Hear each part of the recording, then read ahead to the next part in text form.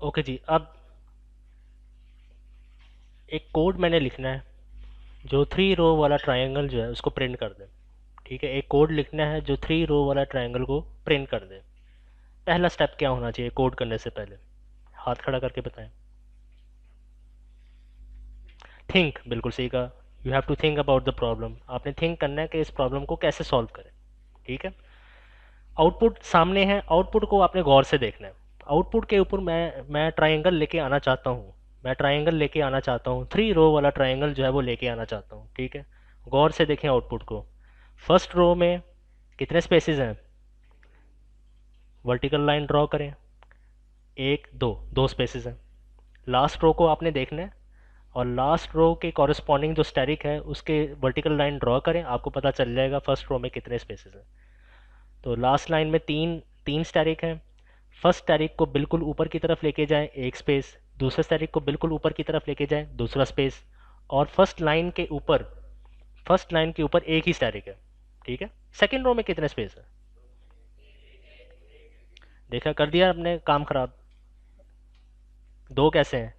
नीचे से शुरू करें, नीचे से ऊपर की तरफ आए, ये एक स्पेस। नीचे से शुरू करें, इसके बिल्कुल ऊपर तो एक स्टैरिक है, स्पेस तो नहीं है। तो कितने स्पेस हो गए? एक स्पेस हुआ है। ठीक है, तरीका यही है। नंबर ऑफ स्पेसेस देखने का तरीका यही है कि आपने लास्ट रो से को देखना है, लास्ट रो को देखते हुए डिटरमिन करो कि कितने स्पेसेस हैं ऊपर वाले रोज में। ठीक है, इस बात का खास ख्याल रखो एक्सपेरिमेंट नंबर 6 में खास तौर पे। ठीक है, तो सेकंड रो में एक स्पेस है और दो स्टैरिक हैं। थर्ड रो में जीरो स्पेस है और तीन स्टैरिक। ये मैं कह सकता हूँ ना, थर्ड रो में जीरो स्पेस है और तीन स्टैरिक्स हैं, ऐसी है। ठीक है, अब इन सब बातों को मद्देनज़र रखते हुए फ्लो चार्ट ड्रॉ करना शुरू करें। फ्लो चार्ट को ड्रॉ करना शुरू कर दें। ठीक है, तो सबसे पहले आपने क्या करना है? आपको पता है पाइथन जो है सीक्वेंस में चलता है, ऑर्डर में चलता है। पहले फर्स्ट लाइन को प्रिंट करेगा, फिर सेकंड रो को प्रिंट करेगा, और फिर थर्ड रो को प्रिंट करेगा। तो फर्स्ट रो से काम स्टार्ट करते हैं। फर्स्ट रो से काम स्टार्ट करते हैं। फर्स्ट रो में मुझे बताओ कितने स्पेसेस हैं? दो स्पेसेस हैं। ठीक है, दो स्पेसेस हैं। यानी मैं ये कह सकता हूँ कि प्रिंट स्पेस वाला काम, स्पेस को प्रिंट करने वाला काम रिपीट हो रहा है दो दफ़ा। स्पेस को प्रिंट करने वाला काम दो दफ़ा रिपीट हो रहा है, ऐसे ही है ना? मेरी ये बात ठीक है? प्रिंट स्पेस को प्रिंट करने वाला काम दो दफ़ा हो रहा है। अच्छा, एक एक एक तरीका, रो नंबर वन को प्रिंट करने का एक तरीका ये है कि आप कोड के अंदर लिखो प्रिंट स्पेस, प्रिंट स्पेस। ठीक है, नीचे लाइन में लिखो प्रिंट स्पेस, और यहाँ पे obviously end is equal to ये आप लिख सकते हैं। ठीक है, लेकिन मेरा सवाल ये है, अगर ट्राइंगल का साइज़ बड़ा हो, 50 रो वाला ट्राइंगल, उसमें तो 49 स्पेसेस आएंगे। फर्स्ट रो में 50 रो वाले ट्राइंगल में कितने स्पेसेस आएंगे? 49। तो आप उसमें क्या print space, print space, print space, print space ये लिखना शुरू करोगे? नहीं, ये सही तरीका नहीं है। ये तरीका सही नहीं है। रिपीट करने का ये तरीका सही नहीं है। तो खुद सोचो, पाइथन में कोई सहूलत आपको दी गई है किसी भी टास्क को रिपीट करने के लिए? कोई आसान सहूलत आपको प्रोवाइड की गई है किसी भी टास्क को रिपीट करने के लिए? लूप यूज़ करें, बिल्कुल सही कहा। लूप यूज़ करें, बिल्कुल सही कहा। लूप्स को आप यूज़ करें। ठीक है, तो ये जो तरीकाकार है, ये इसको नहीं फॉलो करेंगे, बल्कि मैं क्या करूँगा, मैं सिर्फ एक ही दफ़ा प्रिंट स्पेस लिखूँगा।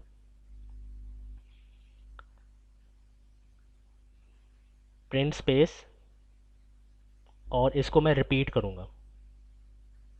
और रिपीट को किस में लिखते हैं? डायमंड बॉक्स में लिखते हैं। Repeat dash times, dash times. कितने टाइम्स? फर्स्ट रो में कितने स्पेसेस हैं? टू। तो रिपीट टू टाइम्स। किस टास्क को? इस टास्क को दो दफ़ा रिपीट करें, ऐसे करके। ठीक है, बस इसमें एक छोटा सा मसला है। फर्स्ट स्पेस को प्रिंट करने के बाद दूसरा स्पेस मैंने कहाँ प्रिंट करना है? उसी लाइन में। तो लिखो फ्लो चार्ट के अंदर कि प्रिंट स्पेस, यहाँ पे इसको मिटा दो, print space and stay at the same line.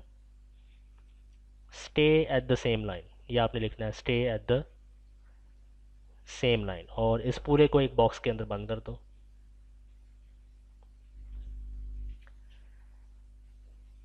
ठीक है, समझ आ गई आपको इस बात की? Print space and stay at the same line, फिर वही काम दोबारा रिपीट करो, print space stay at the same line. ठीक है, तो दो स्पेसेस प्रिंट हो जाएंगे ना उसी लाइन में। 30 सेकंड का टाइम ले लो, डिस्कस करो कि क्या इस फ्लो चार्ट, अगर हम इस फ्लो चार्ट को फॉलो करें तो फर्स्ट रो में दो स्पेसेस एक ही लाइन में प्रिंट हो जाएंगे कि नहीं हो जाएंगे? डिस्कस करो, 30 सेकंड का टाइम ले लो।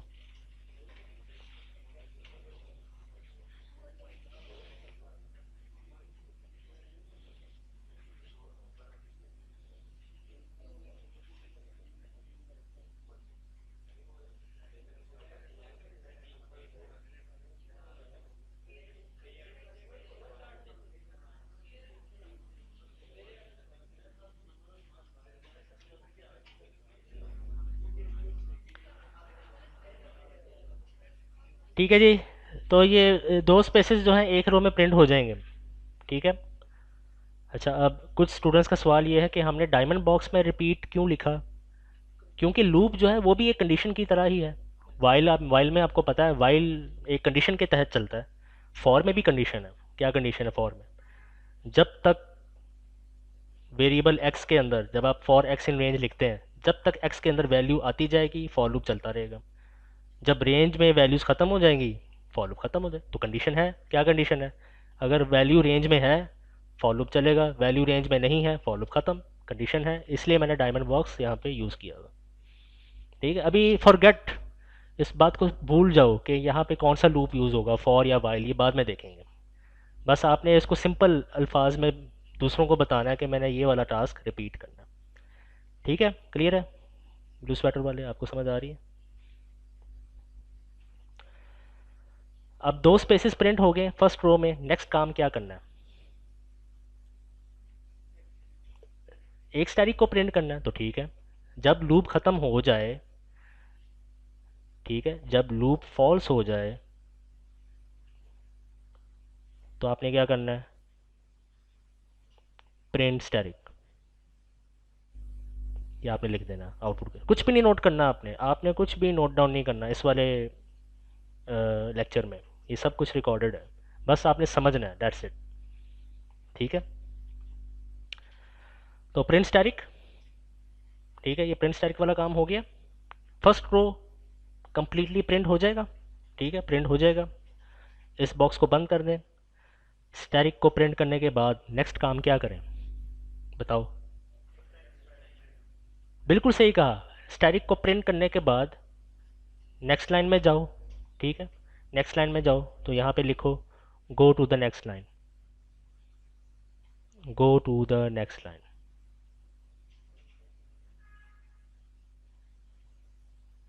अब आप में से बाद स्टूडेंट सोच रहे होंगे कि यार प्रिंट लिखने से तो वैसे ही वो नेक्स्ट लाइन में चला जाता है, लेकिन फ्लो चार्ट में आपने लिखना है, फिर भी लिखना है कि go to the next line. Don't think about the code, बस आपने फ्लो चार्ट को देखना है। ठीक है, यह बात अपने जहन में रखना है। फ्लो चार्ट में हर माइन्यूट से माइन्यूट डिटेल्स जो है वो आपने लिख देनी है जितना पॉसिबल हो। ओके जी, अब हम सेकेंड रो पे आ गए। We are on the second row. First row जो है कंप्लीट, इसको क्रॉस लगा दें। ये स्टैटिक है, ठीक है, क्रॉस नहीं है, स्टैटिक है। फर्स्ट रो कंप्लीट भूल जाओ, सेकेंड रो पे आ गए। सेकेंड रो में क्या करना है आपने? एक स्पेस को प्रिंट करना है और दो स्टैटिक को प्रिंट करना है, ऐसी है ना? अच्छा, अब मेरा आप लोगों से एक सवाल है, थोड़ा सा इंटेलिजेंट बनो। ये जो फ्लो चार्ट मैंने ऑलरेडी ड्रॉ किया है, क्या इसको री यूज़ करके सेकेंड रो को मैं प्रिंट कर सकता हूँ? कर सकता हूँ। थोड़े से चेंजेस, थोड़े थोड़े से चेंजेस इंट्रोड्यूस करवा के इसको री यूज़ कर सकता हूँ मैं। ठीक है, वरना दूसरा देसी तरीका क्या है? देसी तरीका जो आप लोग यूज़ करते हैं वो क्या है? यहाँ इसके नीचे जाओ, यहाँ पे लिखो अगेन रिपीट, फिर इसके नीचे लिखो प्रिंट स्पेस, फिर इसके नीचे लिखो प्रिंट स्टार, फिर इसके नीचे लिखो go to the next line. ये एक देसी तरीका है। ठीक है, और इस देसी तरीके से आप देखेंगे कि जब मैं नंबर ऑफ़ रोज़ चेंज करवाऊंगा आपसे, ये देसी तरीका फेल हो जाएगा। तो देसी तरीका नहीं लगाना। ठीक है, समझ गए ना, जुगाड़ जिसको आप लोग कहते हैं उर्दू में। तो ये देसी तरीका जो है ये आपने नहीं लगाना। तो ये मैं मिटाने जा रहा हूँ इसको सबको। हाँ जी, तो ऊपर की तरफ आए दोबारा यहाँ पे, तो इस फ्लो चार्ट को, ये जो फ्लो चार्ट आपके सामने है, इसको रीयूज़ मैं कर सकता हूँ। रीयूज़ करके सेकंड रो को प्रिंट कर सकता हूँ। ठीक है, कैसे? अगर मैं किसी भी तरीके से ऊपर यहाँ वापस आ जाऊँ, किसी भी तरीके से, वो कौन क्या तरीका है मैं बताऊँगा। उमामा इधर देख लो, इधर देख लो। अगर मैं किसी भी तरीके से दोबारा वापस ऊपर आ जाऊँ, अभी तो मैं नीचे हूँ ना, मैं यहाँ पे हूँ, इस पॉइंट पे हूँ, किसी भी तरीके से दोबारा वापस ऊपर आ जाऊँ और इस टू को कर दूँ वन, तो स्पेस एक दफ़ा प्रिंट हो जाएगा कि नहीं हो जाएगा? हो जाएगा। ठीक है, क्लियर। फिर एक स्पेस को प्रिंट करने के बाद मुझे स्टैरिक कितनी दफ़ा चाहिए? दो दफ़ा चाहिए। यहाँ पे मैंने प्रिंट स्टैरिक सिर्फ लिखा हुआ है, तो प्रिंट स्टैरिक, जो ये प्रिंट स्टैरिक मैंने यहाँ पे लिखा हुआ है, अगर ये इससे पहले मैं एक लूप लगा दूँ या प्रिंट स्टैरिक को एक लूप में डाल दूँ, कैसे? इस तरीके से, रिपीट, कितनी दफ़ा, कितने स्टैटिक्स प्रिंट करने हैं? दो दफ़ा प्रिंट करने हैं, बिल्कुल सही। रिपीट टू टाइम्स, ये और ये, और ऐसे एक एरो ड्रॉ करें, यहाँ से एक एरो जो है ये ड्रॉ करें। अब बताओ स्टैटिक दो दफ़ा प्रिंट होगा कि नहीं होगा? सेकंड रो की बात कर रहा हूँ सिर्फ फिलहाल, फर्स्ट रो की बात नहीं कर रहा। सेकंड रो, सेकंड रो को सिर्फ देखो। सेकंड रो के लिए ये जो स्टैटिक है ये दो दफ़ा प्रिंट होगा कि नहीं होगा? एंड साथ में जाहिर सी बात है यहाँ पे लिखना पड़ेगा and stay at the same line, stay at the same line, ये भी लिखना पड़ेगा। और एक बॉक्स जो है ऐसे बना दें। ठीक है, अब बताओ कि इस वाले फ्लो चार्ट से, जिसमें टू काट के मैंने वन डाल दिया, सेकंड रो प्रिंट हो जाएगा ना? एक स्पेस और दो स्टैटिक प्रिंट हो जाएंगे। ठीक है, प्रिंट हो जाएंगे। फ्लो चार्ट को मॉडिफाई करने की वजह से रो वन जो है ख़राब हो गई है। इस वाले फ्लो चार्ट से रो वन प्रिंट सही नहीं होगा। ठीक है, क्यों नहीं सही प्रिंट होगा? क्योंकि यहाँ पे मैंने टू लिखा हुआ है, तो प्रिंट अगर रो, फर्ज करें मैं रो वन पे हूँ, तो मुझे यहाँ पे क्या लिखना पड़ेगा जिससे सिर्फ एक ही स्टैटिक आए? वन लिखना पड़ेगा, बिल्कुल सही कहा। तो आपने इसको मिटा के शुरू में वन लिखना है, फिर वन को काट के टू लिख देना, ताकि सेकंड रो पे दो स्टैटिक्स जो है प्रिंट होते हैं। मेरी बात की समझ आ गई आपको? क्लियर है? ठीक है, एक चीज़ रह गई है सिर्फ, वो क्या? मैंने यहाँ पे कहा था कि अगर किसी तरीके से मैं ऊपर आ जाऊँ तो सेकंड रो में प्रिंट हो जाएगी। ठीक है, अब मैं कैसे नीचे से ऊपर कैसे आऊँ? लूप लगा के, लूप लगा के। क्या मतलब? ये जितना कोड आपने लिखा है ना, इस पॉइंट से लेके, इस पॉइंट से लेके इस पॉइंट तक, ये जितना भी कोड आपने लिखा है, इस पूरे पार्ट को अगर मैं एक और लूप के अंदर डाल दूं, then I will be able to गो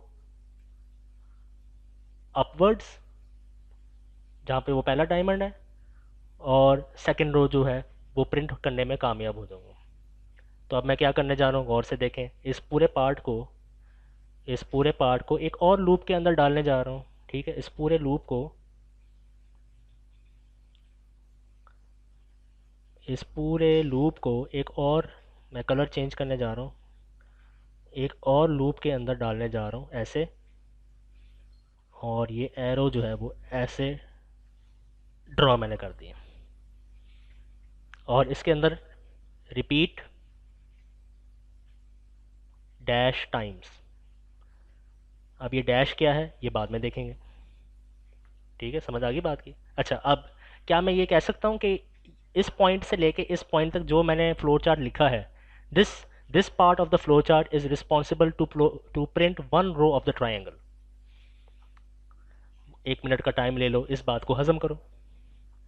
उस वाले पॉइंट से लेके इस वाले पॉइंट तक जो मैंने फ्लो चार्ट ड्रॉ किया है, that part that part of the flow chart is responsible to print one one row of the triangle, any one row of the triangle.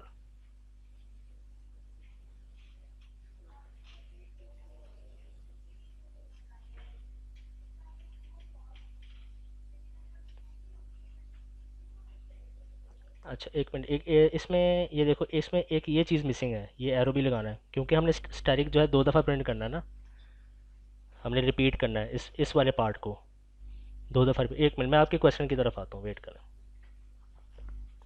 हाँ जी बताओ, 1 मिनट का टाइम ले लो, डिस्कस करो। डिस्कशन करने से कोई बग्स निकलेंगे ना।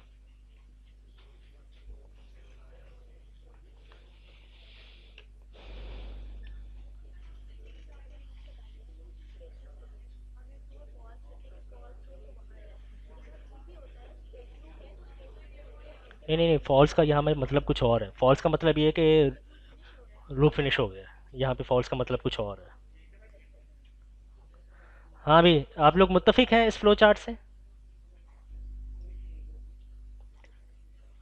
सबसे पहले अपने आप को कन्विंस करो कि ये वाला जो पार्ट है, यहाँ से लेके यहाँ तक वाला जो पार्ट है, this part is responsible to print one row, any one row, ठीक है, of the triangle. First row को भी ये प्रिंट कर रहा है, सेकंड रो को भी ये प्रिंट कर रहा है। बस आपने क्या करना है, टू को काट के वन करना है, वन को काट के टू करना है। ठीक है, सही है। ये काटेंगे कैसे कोड के अंदर, ये मैं बाद में बताऊंगा, पहले फ्लो चार्ट पे फोकस करो बस। आप आगे से आगे ना जाओ। जिस जिस जिस चीज़ पे आपको फोकस करने को कहा जा रहा है, बस उस चीज़ पे फोकस करो। आप ये ना सोचो पाइथन कोड में हम कैसे काटेंगे, टू काट के वन कैसे लिखेंगे, या वन काट के ज़ीरो कैसे लिखेंगे, वो उसका तरीका बताऊंगा मैं आपको। ठीक है, तो ये फ्लो चार्ट जो है, in my opinion this flow chart will work perfectly fine. ये फर्स्ट रो को भी सक्सेसफुली प्रिंट कर लेगा, सेकेंड रो को भी सक्सेसफुली प्रिंट करेगा। ठीक है, अब उसके बाद थर्ड रो पे आना है। Go to the next line, आपने दो स्टैटिक्स प्रिंट कर ली हैं, go to the next line, third row पे आप आ गए हैं, फिर ऊपर चले गए हैं। ठीक है, ऊपर जाने के बाद कितने कितने स्पेसेस नज़र आ रहे हैं आपको यहाँ पे? ज़ीरो। तो क्या करूँ यहाँ पे, वन काट के ज़ीरो कर दें, बिल्कुल सही कहा। तो कोई स्पेस प्रिंट होगा? कोई स्पेस प्रिंट, रिपीट ही नहीं होगा तो स्पेस प्रिंट ही नहीं होगा। ठीक है, स्टैटिक्स कितने हैं थर्ड रो में? तीन स्टैटिक्स हैं। तो क्या करूँ फिर यहाँ पे से, हाँ बिल्कुल, सिर्फ टू को काट के थ्री कर दें बस। तो तीन दफ़ा स्टैटिक प्रिंट हो जाएंगे, प्रिंट हो जाएंगे। ठीक है, प्रोग्राम एंड हो जाएगा, एंड हो जाएगा। क्लियर? तो आप लिख सकते हैं यहाँ पे एंड। ठीक है, अब हमने केक बना ली है, केक हमने बेक कर ली है। वो केक बेक वाली एग्जांपल एक्सपेरिमेंट नंबर 3 में। ठीक है, केक हमने बना लिया, बस केक के ऊपर चेरी रखने वाला काम रह गया, जिसको आइसिंग ऑन द केक कहते हैं। चेरी रखने वाला काम रह गया, केक हमने बेक कर लिया, यानी बल्क ऑफ द वर्क हमने, ये देखो नोट करो, हमने काम कितने बजे स्टार्ट किया था सीनियर्स? आई थिंक याद है टाइम? 2 बज के, चलो 2:15 ले लेते हैं। 2:15, 2:15, 2:15 पे हमने ये काम स्टार्ट किया। ठीक है, ये नोट करने वाली बात है। केक हमने बना लिया है, उसके ऊपर बस चेरी रखनी है हमने। ठीक है, कुछ मॉडिफिकेशंस करनी पड़ेंगी। नंबर वन, अब देखो गौर से, ये आपने टू काट के वन, वन काट के ज़ीरो लिखा है। ये नंबर कांस्टेंट तो नहीं एक नंबर कांस्टेंट तो नहीं ना रह रहे? टू हमेशा टू तो नहीं ना रह रहा, वन हमेशा वन तो नहीं ना रह रहा। टू वन में जा रहा है, वन ज़ीरो में कन्वर्ट हो रहा है। तो it is better to, instead of writing these numbers as they are, आप क्या करें, इनकी जगह पे, इनकी जगह पे, ये क्रॉस मैंने कर दिया है, इनको इनकी जगह पे आप वेरिएबल लिख लें, और उस वेरिएबल का नाम स्पेस रख लें। ठीक है, ठीक है, मैंने अभी क्या कहा, टू काट के वन, वन काट के ज़ीरो, नंबर कांस्टेंट नहीं है, टू टू नहीं रह रहा, वन वन नहीं रह रहा, हमेशा चेंज हो रहा है, वन ज़ीरो में कन्वर्ट हो रहा है, टू वन में कन्वर्ट हो रहा है। तो मैंने ये कहा है कि 210 की जगह पे फ्लो चार्ट के अंदर आप क्या लिख लो, स्पेस लिख दो। और स्पेस क्या है, वेरिएबल का नाम है। तो अब आपने इमेजिन करना है कि यहाँ पे रिपीट 2 टाइम्स नहीं लिखा हुआ, आपने इमेजिन करना है कि यहाँ पे रिपीट 1 टाइम्स नहीं लिखा हुआ, बल्कि क्या लिखा, रिपीट स्पेस टाइम्स लिखा हुआ। क्या लिखा हुआ है, रिपीट स्पेस टाइम्स। ठीक है जी, आपका क्या नाम है? हमजा। यहाँ पे फोकस करें, जो काम आपने ऊपर किया वही काम आप यहाँ पे कर लें, यहाँ पे। ठीक है, अब 1 2 3 की जगह पे आप स्टार्स, STARS, स्टार्स नाम का एक वेरिएबल क्रिएट करो, और इमेजिन करो कि यहाँ पे रिपीट स्टार टाइम्स लिखा हुआ है, रिपीट स्टार टाइम्स लिखा हुआ है। ठीक है जी। क्यों? अगेन मेरा वही सवाल है, क्यों? आपने आईटीसी वाले कोर्स में हमेशा अपने आप से क्यों पूछना है, क्यों, why, what is the reason, justify करना ज़रूरी है। अब आप सब लोगों ने I+1 तो लिखा है उस वाले क्वेश्चन में, क्वेश्चन नंबर 2 में, लेकिन सिवाय एक या दो ग्रुप को छोड़ के किसी ने सॉलिड रीज़न नहीं बताई कि मैंने I+1 क्यों लिखा। आप लोगों ने क्वेश्चन नंबर 2 में प्रिंट प्रिंट ब्रैकेट ब्रैकेट तो लिखा है, लेकिन उस जगह पे क्यों लिखा है जहां आपने लिखा है? रीज़न नहीं पता, तुक्का लगाया आप लोगों ने। तो रीज़न, सॉलिड रीज़न का पता होना ज़रूरी है, यही तो हम आपको सिखाना चाहते हैं। इसी बात से तो हम आपको निजात दिलाना चाह रहे हैं, तुक्का लगाने वाले कल्चर से निजात दिलाना चाह रहे हैं आपको। तुक्का ना लगाओ, पहले ही अटैम्प्ट में आप सही लिखो। कब लिखोगे? जब सोचना शुरू करोगे। सोचना कब शुरू करोगे? जब जहन काम करना शुरू करेगा। जहन कब काम करना शुरू करेगा? जाहिर सी बात है, जब आप प्रॉपर डाइट लोगे, उस प्रॉपर जगह पे जहन को इस्तेमाल करोगे, फिर जहन काम करना शुरू करेगा। ऐसे ही ना, गलत जगह पे जहन लगाओगे तो नहीं ना चलेगा जहन, कहाँ चलेगा जहन? आगे चलते हैं। ठीक है, समझ आ गई इस बात की? तो इस बात की समझ आ गई आपको, फ्लो चार्ट की समझ आ गई आपको? अभी बहुत सारे सवाल रहते हैं। Number 1, repeat dash time, dash के अंदर क्या लिखूं? चलो आप बताओ, सोचो, डैश के अंदर क्या लिखूं? नंबर नंबर लिखना, repeat, repeat some number of times, एक नंबर आएगा, क्या नंबर लिखूं? खुद सोचो ना।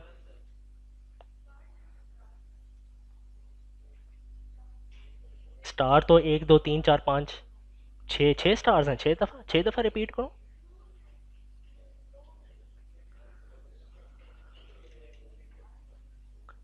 चलो एक आसान हिंट बताता हूँ, एक आसान हिंट बताता हूँ। Go to the next line वाला काम कितनी दफ़ा आप कर रहे हो आउटपुट के ऊपर?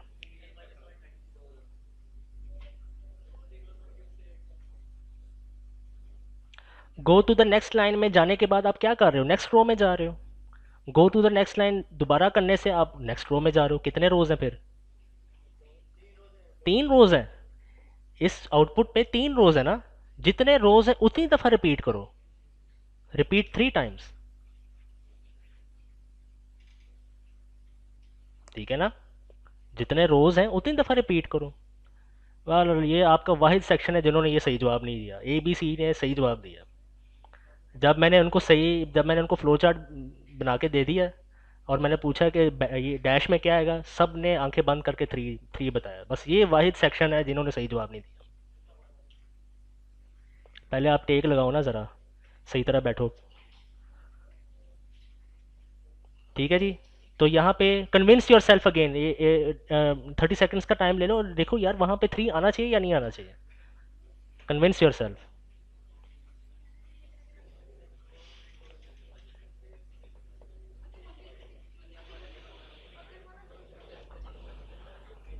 उसको छोड़ो, पहले 3 रो वाले ट्राइंगल पे फोकस करो। यही तो मैं कह रहा हूँ, फोकस आपका कहीं और जा रहा है। जिस बात पे आप टीचर फोकस करने को कहे, बस उसी बात पे फोकस करना। वो एंड तब होगा ना जब जब 3 दफ़ा रिपीट हो जाएगा।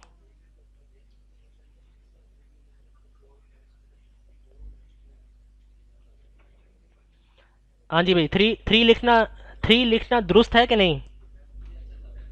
ठीक है, 3 लिखना दुरुस्त है कि नहीं? कहीं ऐसा तो नहीं कि सर ने लिखा है इसलिए दुरुस्त है?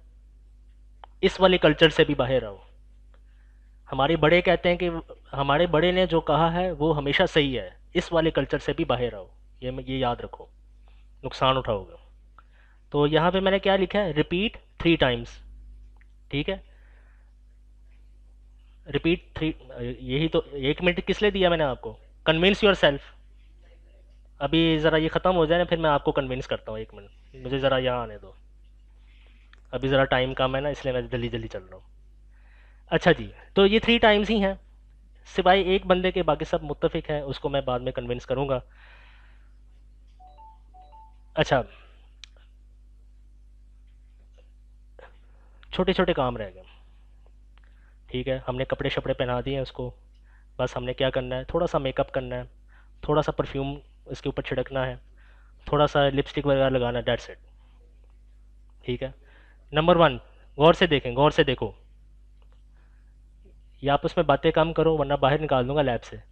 ये इधर देखो, छोड़ दो उसको। इस लाइन पे फोकस करो, ये यहाँ पे। स्पेस क्या है? वेरिएबल है। क्या है? वेरिएबल है ना। स्पेस वेरिएबल है। ठीक है।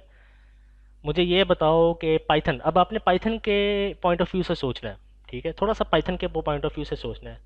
क्या मैं एक वेरिएबल को एज इट इज़ यूज़ कर सकता हूँ उसको इनिशलाइज किए बगैर? याद करो, लास्ट वीक जब आपने क्वेश्चन नंबर 3 किया था एक्सपेरिमेंट नंबर 5 में, RESLT कोड में लिखा है, RESLT, उसमें किस तरह का एरर आया था? Undefined variable. याद है? कहाँ याद होगा आपको?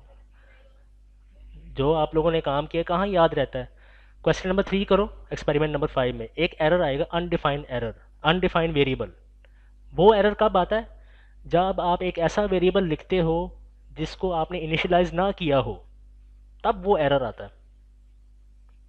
भी काम करोगे तो समझ आएगी ना। अब सब लोग जो है मुझे ऐसी फटी फटी निगाहों से देख रहे हैं जैसे मैं पता नहीं कोई रॉकेट साइंस जो है वो सिखा रहा हूँ। पाइथन के अंदर क्या यार, आप लोग कुछ करते ही नहीं है, क्या करते हैं आप लोग? स्पाइडर की तरह।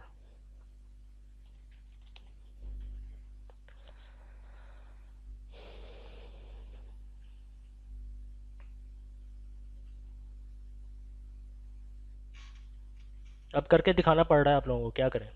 समझ ही नहीं आ रही बच्चों को।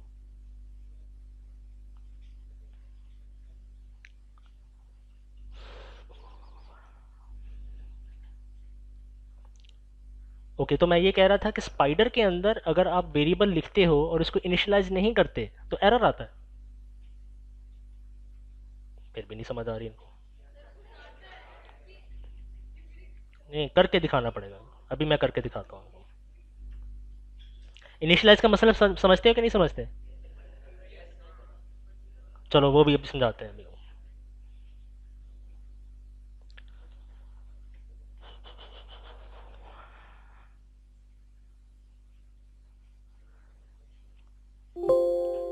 मैं असल में ये कहना चाह रहा हूँ कि अगर आप लिखते हो प्रिंट एक्स, इसको रन करते हो, अभी वो, हाँ ये देखो एक्स इज़ नॉट डिफाइंड, वो देखो, वो एक्स इज़ नॉट डिफाइंड, क्योंकि एक्स के अंदर आपने कोई वैल्यू ही नहीं डाली।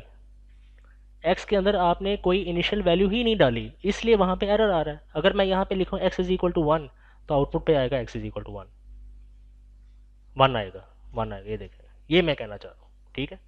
तो बिल्कुल सेम यही प्रॉब्लम यहाँ पे भी आएगा।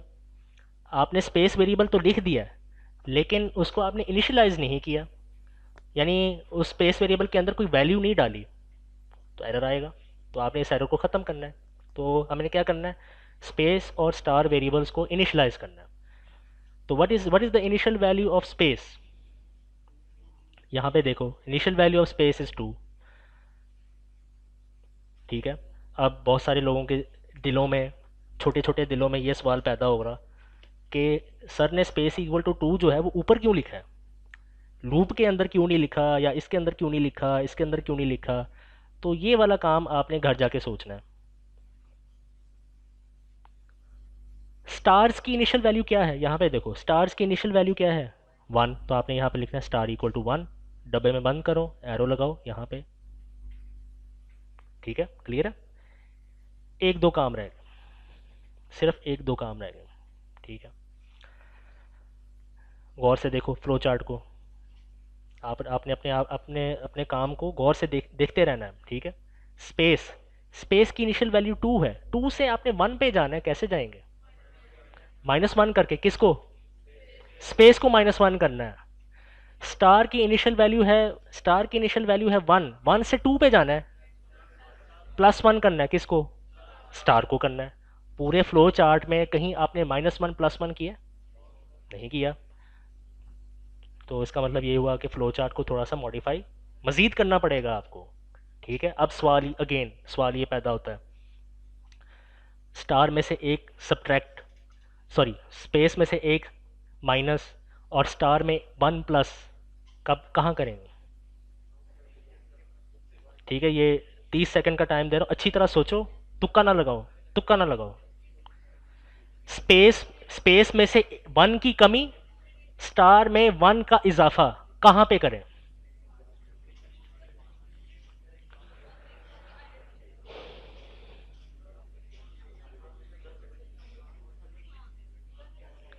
ओके जी, एक हिंट हिंट दे रहा हूँ आप लोगों को, हिंट सुन लो, मैं एक हिंट दे रहा हूँ, एक हिंट दे रहा हूँ, सुन लो सब लोग।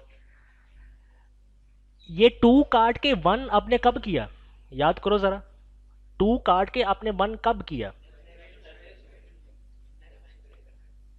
जब आप नीचे से ऊपर आए थे। ऐसे ना रिकॉल करें जरा, अपने छोटे जहनों पे जोर डालो। टू काट के आपने वन कब लिखा?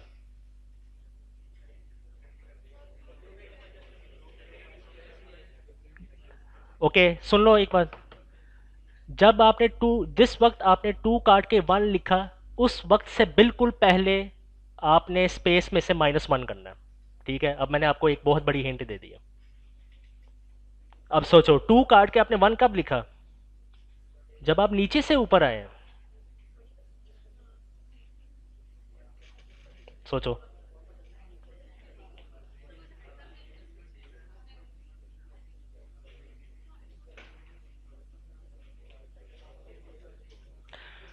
टू टू काटने वाला काम कब करना है आपने? Go to the next line में जाने के बाद। Go to the next line में जाने के बाद। को बुलाओ यार। अब सुन लो, अब मेरी भी सुन लो, पहले मेरी सुन लो। हिंट मैंने आपको दो बहुत बड़ी बड़ी दे दी, अब जवाब देने लगा हूँ। टू को आपने कब काटा, या टू को काटने वाला काम कब करना है? नेक्स्ट रो में जाने के बाद।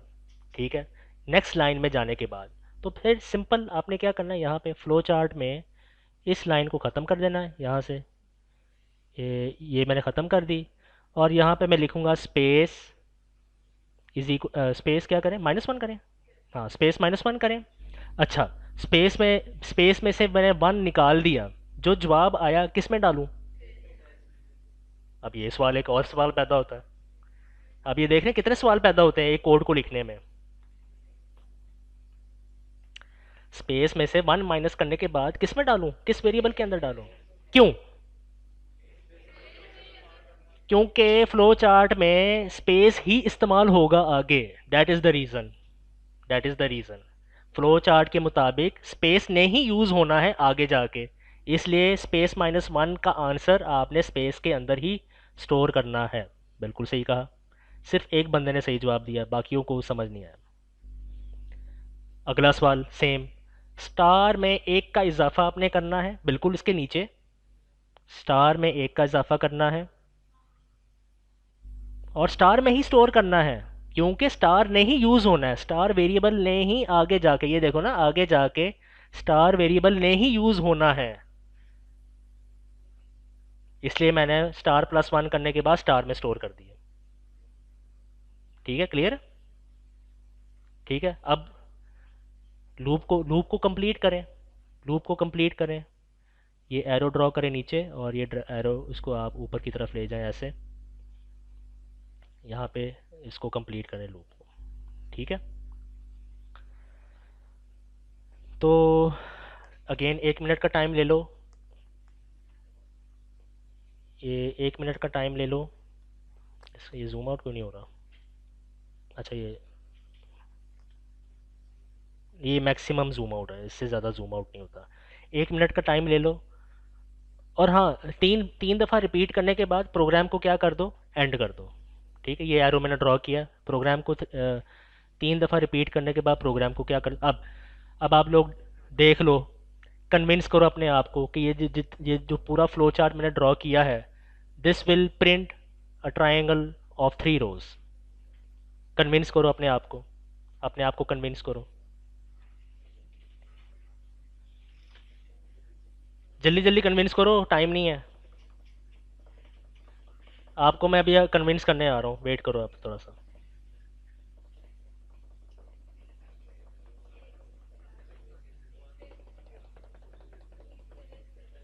हो जाएगा प्रिंट।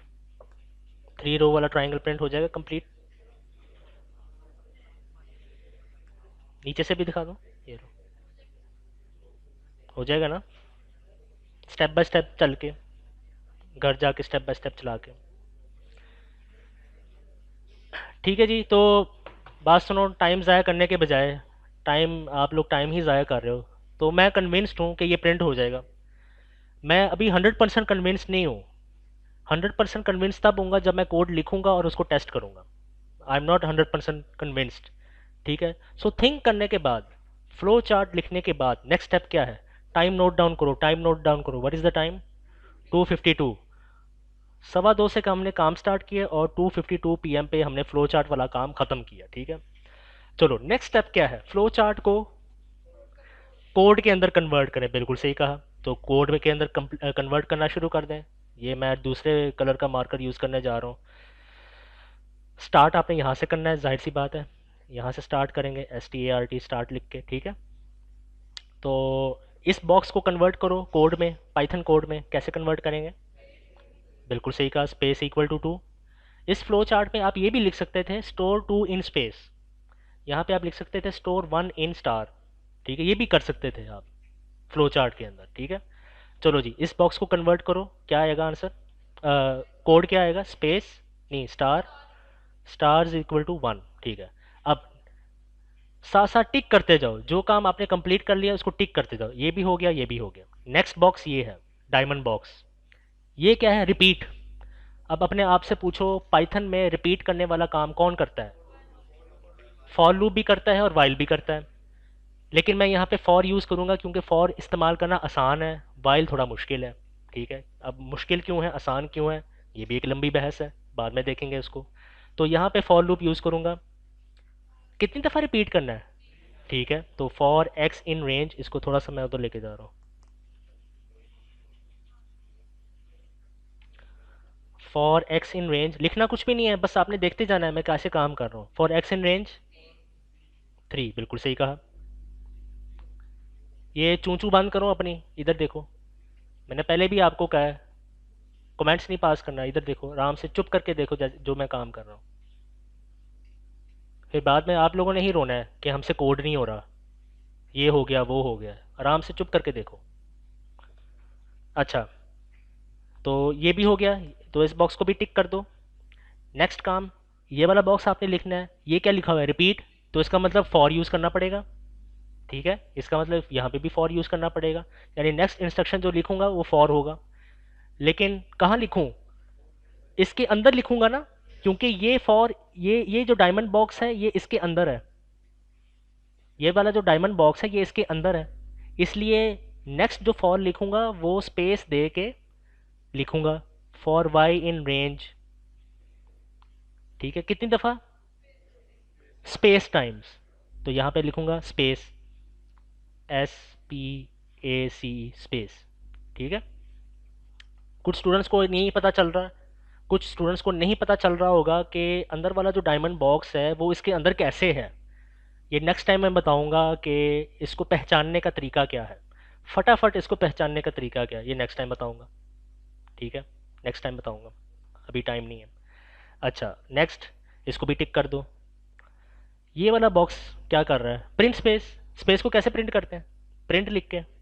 लेकिन ये प्रिंट स्पेस वाला काम इस लूप के अंदर है ना, तो मुझे प्रिंट स्पेस इस लूप के अंदर लिखना पड़ेगा, क्योंकि इस लूप का ताल्लुक इसके साथ है, इस लूप का ताल्लुक इस लूप के साथ है, तो मुझे प्रिंट स्पेस इसके अंदर लिखना पड़ेगा। प्रिंट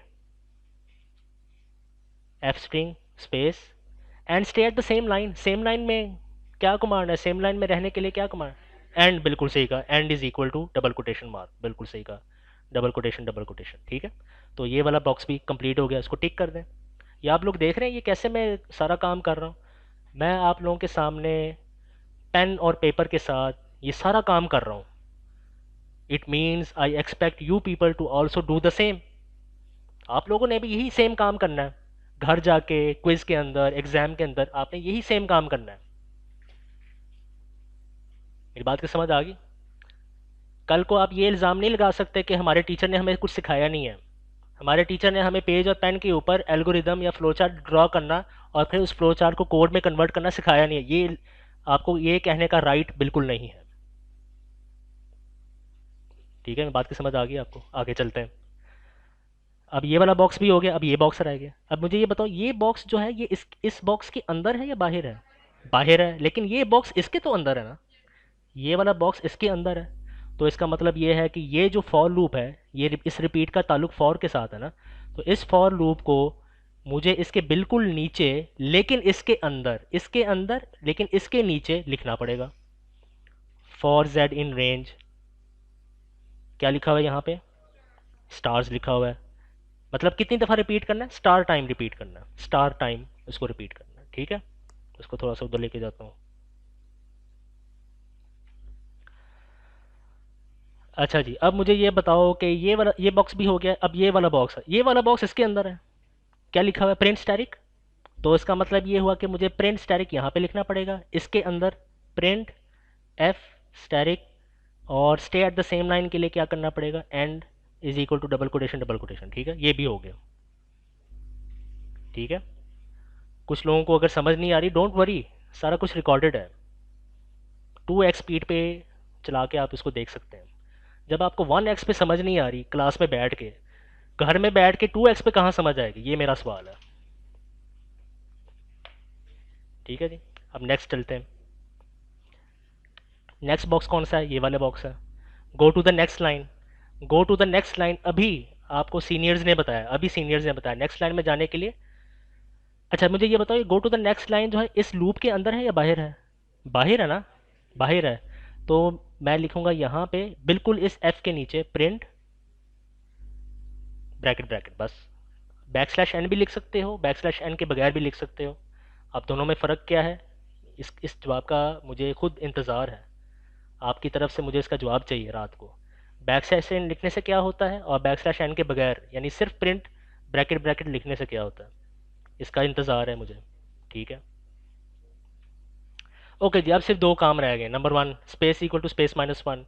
फ्लो चार्ट के मुताबिक space equal to space minus one आपने बिल्कुल एफ और पी के नीचे लिखना है। Space is equal to space minus one और stars equal to stars plus one. ये काम कंप्लीट हो गया।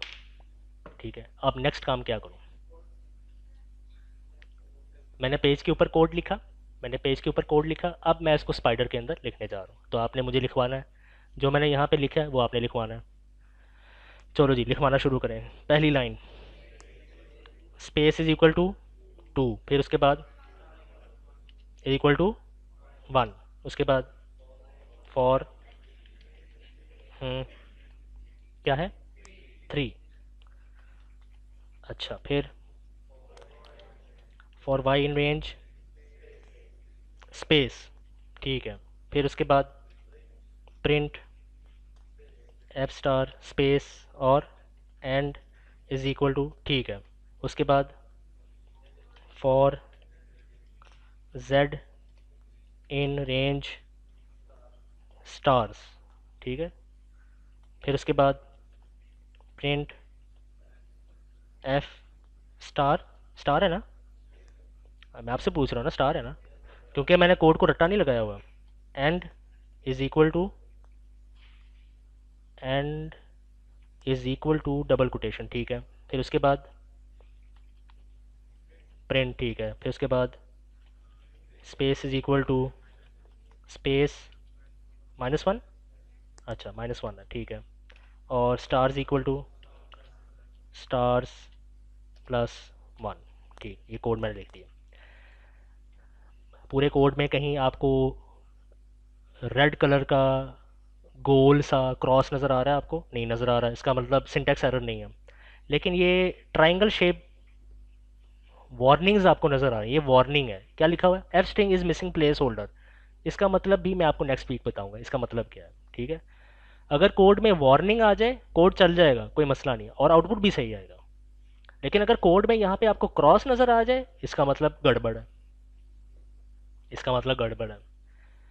ठीक है, जब आपको इस बात का पता है ना आप लोगों को, क्रॉस का मतलब ये है कि यहाँ पे कुछ एरर है, सिंटेक्स एरर है। पता है कि नहीं पता? किस किस को पता है? सबको पता है। अब मेरा अगला सवाल, जब आपको इस बात का पता है तो एग्ज़ाम वन में आप लोगों के कोड के अंदर ढेर सारे रेड क्रॉसेस क्यों हैं? ये मेरा सवाल है। आप लोगों के कोड के अंदर ढेर सारे रेड क्रॉसेस क्यों है? क्यों है? आपको पता है कि आपके कोड के अंदर एरर है, तो आपने उस एरर को ठीक करने की भी जहमत नहीं की। ये मेरा एक सवाल है। ठीक है जी। ओके जी। और याद रखो, जिसके कोड में एग्जाम में जिसके कोड में रेड क्रॉस आ गए, सीधा सीधा 1 नंबर है उसका, बस। कोई 2 3 4 5 में से एक नंबर है बस। चाहे आपने पूरा कोड सही लिखा, लेकिन एक कॉलन आपने मिस कर दिया या एक ब्रैकेट आपने मिस कर दिया, एक कॉलन ब्रैकेट मिस करने से भी रेड क्रॉस आता है। वो पूरा कोड गलत, सिर्फ एक नंबर मिलेगा आपको। ये याद रख लो, सिंटैक्स एरर जिसका कोड में आ गया, उसका सिर्फ एक नंबर है। 5 में से एक नंबर बस। तो अगर आप में से किसी का एक नंबर है किसी क्वेश्चन में, इसका मतलब आपका सिंटैक्स एरर है कोड के अंदर। ठीक है। कोड मैंने लिख लिया, क्या करूं अब नेक्स्ट काम? Think code. कोड करने के बाद कौन सा स्टेप है? टेस्ट करने। अब टेस्ट करने की बारी आ गई। अब ये देखो ना, ये जो पिछले हफ्ते मैंने आपसे वाइवा लिया था, उसका अमली मुजाहरा कर रहा हूँ। प्रैक्टिकली डेमोन्स्ट्रेट करके आपको बता रहा हूँ, आपने भी इसी तरह ही काम करना है। तो टेस्ट करें। एक्सपेक्टेड क्या है कि 3 रो ट्राइंगल प्रिंट हो जाए, और 3 रो वाला ट्राइंगल प्रिंट हो रहा है। ये देखें, प्रिंट हो रहा है। ये देखें, ये यहाँ पे 3 रो वाला ट्राइंगल प्रिंट हो गया। एक मिनट वेट करें, वेट करें। ठीक है, 3 रो वाला ट्राइंगल प्रिंट हुआ कि नहीं हुआ? हो गया। 3 रो वाला ट्राइंगल प्रिंट हो गया। मेरी रिक्वायरमेंट सेटिस्फाई हो गई है। अब मैं खुशियाँ मना सकता हूँ, सेलिब्रेट कर सकता हूँ, फायर कर सकता हूँ। ठीक है।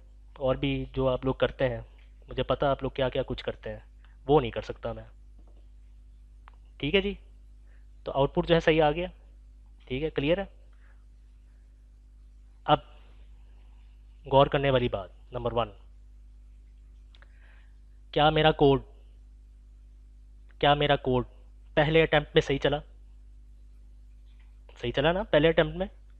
कहीं ऐसा तो नहीं किया कि ओहो आंसर सही नहीं आया, चलो इसको ना +1 करके देखते हैं। अच्छा आंसर सही नहीं आया, अच्छा चलो इसको -1 करके देखते हैं। अच्छा आंसर सही नहीं आया, चलो इसको 2 करके देख लेते हैं। अच्छा आंसर सही नहीं आया, इसको y1 करके देख लेते हैं। कहीं ऐसा काम किया मैंने? तुक्का, यानी दूसरे लफ्ज़ों में कहीं मैंने तुक्का लगाया? नहीं लगाया। पहले पहली दफ़ा रन दबाने से मेरा आउटपुट सही आया। क्या वजह? बताओ क्या वजह? क्योंकि मैंने थिंक करने वाला काम जो है वो सही किया।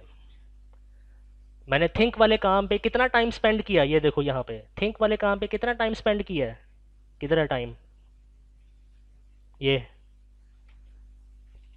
52 - 15, तकरीबन तकरीबन आप समझ लें कोई 40 minutes, approximately 46 minutes, 47 minutes, 47 minutes मैंने स्पेंड किए हैं थिंक वाले काम पे। 37 मिनट्स पे, हाँ। 37 मिनट्स मैंने स्पेंड किए हैं थिंक वाले काम में। और कोडिंग में कितना टाइम स्पेंड किया? ये देखो अभी 3:05 हो रहे हैं, तो तकरीबन 3:03 पे मैंने ख़त्म कर दिया था। तो ऑलमोस्ट 10 मिनट्स। 10 मिनट्स मुझे लगे कोड करने में। उन 10 मिनट्स में से भी वो जो पेज के ऊपर मैंने कोड लिखा है, वो 5 मिनट वहाँ से सब्ट्रैक्ट कर लो। तो कोड करने में टोटल कितना टाइम लगा? 5 मिनट। थिंक करने में सबसे ज़्यादा टाइम लगा। और ऐसा ही होता है, और ऐसा ही होना चाहिए। अगर आपको महसूस हो रहा हो कि कोड करते हुए सोचने पे आपका ज़्यादा टाइम लग रहा है, तो इट्स नॉट एबनॉर्मल, ये नॉर्मल है। आपने थिंक, सोचने पे सबसे ज़्यादा टाइम लगाना है। उसका रिवॉर्ड क्या मिलेगा आपको? रिवॉर्ड ये मिलेगा कि आपको तुक्का नहीं लगाना पड़ेगा, और पहले ही अटेम्प्ट में आपको सही आउटपुट मिलेगा। बात की समझ आ गई आपको? सही आउटपुट आपको मिलेगा। अब सवाल ये पैदा होता है कि हमारे पास तो मैकेनिक्स एंड वेव मोशन वाला सब्जेक्ट भी है, थर्मोडायनेमिक्स भी है, इस्लामियात भी है, कैलकुलस भी है। तब सारा थिंकिंग, सारा के सारा सारी की सारी थिंकिंग हमने इसके ऊपर लगानी है, तो उसके ऊपर उनके ऊपर थिंकिंग कौन लगाएगा? ये बिल्कुल वैलिड सवाल है आप लोगों का। ये आपका बिल्कुल वैलिड सवाल है। सेक्शन डी में से किसी एक लड़के ने फीडबैक दिया है कि सर हम तो सारा टाइम जो है आईटीसी को देते हैं, बाकी सब्जेक्ट्स को टाइम देने का मौका ही नहीं मिल रहा। पहली बात तो ये है कि कहीं कभी भी मैंने आप लोगों को ये कहा है कि आपने सारा टाइम आईटीसी पे लगाना है, या आईटीसी की लैब पे लगाना है? कभी मैंने आपको कहा है? बल्कि इसके ऑपोजिट मैंने एक मैसेज किया है व्हाट्सएप के अंदर। जब आपका पहला क्विज हुआ था, क्या कहा था उस मैसेज में? कि डोंट स्पेंड योर टाइम, 24 घंटे जो है वो आईटीसी पे स्पेंड ना करो, दूसरे सब्जेक्ट्स को भी टाइम दो। बात की समझ आ गई आपको? और एक वीडियो भी मैंने आपके साथ शेयर किया है कि किस सब्जेक्ट को कितना टाइम देना है। जिसका क्रेडिट आवर ज़्यादा है उसको ज़्यादा टाइम देना है, जिसका क्रेडिट आवर कम है उसको कम टाइम देना है। वो वीडियो भी नहीं देखी होगी आप लोगों ने, कहाँ देखी होगी? आज यहाँ पे खड़े होके मैं अगर आप लोगों से ये कहूँ कि आज बॉलीवुड की एक नई मूवी आई है, तो फटाफट सबके फ़ोन ऑन हो जाएंगे, फटाफट सबकी यूएसबीज जो हैं वो बाहर निकल आएंगी जेबों में से। लेकिन नहीं करेंगे तो पढ़ाई वाला काम नहीं करेंगे, नहीं करेंगे तो पढ़ाई से रिलेटेड वीडियोस जो हैं वो नहीं देखेंगे। तो अब बताओ एटीट्यूड किसका ख़राब है, तुम लोगों का या मेरा? आप लोगों का एटीट्यूड ख़राब है। बात की समझ आ गई आपको? तो ये थिंक करने वाला काम, जो लोग ये कहते हैं कि आईटीसी में ज़्यादा टाइम लग रहा है, इट्स योर फॉल्ट। किसने कहा कि आईटीसी पे सारे के सारा टाइम आईटीसी पे लगाओ? किसने कहा? किसी ने भी नहीं कहा। ठीक है, लेकिन आईटीसी टाइम भी ज़्यादा मांगता है, अब क्या करें? वेरी सिंपल हल, ग्रुप स्टडी करो। पहली लैब से ही मैं आप लोगों को बता रहा हूँ, ग्रुप स्टडी करो। हाँ, बशर्ते ये कि ग्रुप में सारे मेंबर काम करने वाले हों, ये भी एक शर्त है। ग्रुप में काम करने वाला ही अगर एक हो और बाकी जो हैं वो सिर्फ तमाशा देखने वाले हों या ड्रामा देखने वाले हों, तो ग्रुप जो है वो सही नहीं चलेगा। तो इसका हल क्या है फिर? इसका हल ये है, जो काम नहीं करता ग्रुप से बाहर निकाल दो। वो जब ग्रुप से बाहर निकलेगा वो अकेला हो जाएगा, उसको उसके ऊपर सारा बोझ आ जाएगा, फिर उसको पता चलेगा कि मैंने काम कैसे करना है। बात की समझ आ गई आपको? तो ये याद रख लो, यूनिवर्सिटी लाइफ में स्पेशली इलेक्ट्रिकल इंजीनियरिंग में काम बहुत ज़्यादा मिलेंगे आपको। असाइनमेंट्स, प्रेजेंटेशन, क्विज, एग्ज़ाम बहुत ज़्यादा होंगे। आपको सांस लेने का भी टाइम नहीं मिलेगा। तो कैसे इस बोझ को कैसे बर्दाश्त करें, टाइम को कैसे मैनेज करें? सबसे बेहतरीन हल ग्रुप स्टडी, सबसे बेहतरीन हल ग्रुप स्टडी। हाँ, कुछ दो तीन स्टूडेंट्स जिनको अल्लाह ताला ने एक्स्ट्रा एक्स्ट्रा ऑर्डिनरी एबिलिटीज़ दी हुई हैं, वो कर सकते हैं। वो अपने तौर पे हो सकता है वो 1 घंटे में सारे सब्जेक्ट्स कर लें। ये तो फिर अल्लाह ताला की तरफ से देन है ना, उसके लिए गिफ्ट है, वो कर सकते हैं। लेकिन मोस्ट ऑफ द स्टूडेंट्स अल्लाह ताला ने उनको वो कैपेबिलिटी नहीं दी। तो आप लोगों ने क्या करना है? ग्रुप स्टडी करना है, बार बार हर लैब में, हर लैब में। ये सब ग्रुप्स क्यों बनाए? आईटीसी में ये ग्रुप्स क्यों बनाए? इसलिए इसलिए बनाया कि आप पहले ही सेमेस्टर से ग्रुप में काम करना सीख लो। लेकिन जब मैं हर ग्रुप में जाता हूँ, मैं देखता हूँ दो तीन बंदों ने अपनी 1.5 इंच की मस्जिद बनाई हुई है, दो तीन बंदों ने अपनी 1.5 इंच की मस्जिद बनाई हुई है। बहुत पछताओगे, मैं आपको पहले कह रहा हूँ, बहुत पछताओगे। और ग्रुप में एक बंदे के ऊपर बोझ ना डालो, काम को तकसीम करो। 50 क्वेश्चंस दिए हैं टीचर ने, तो 50 क्वेश्चंस को डिवाइड करो, 10 आप कर लो, 10 आप, 10 आप, 10 आप।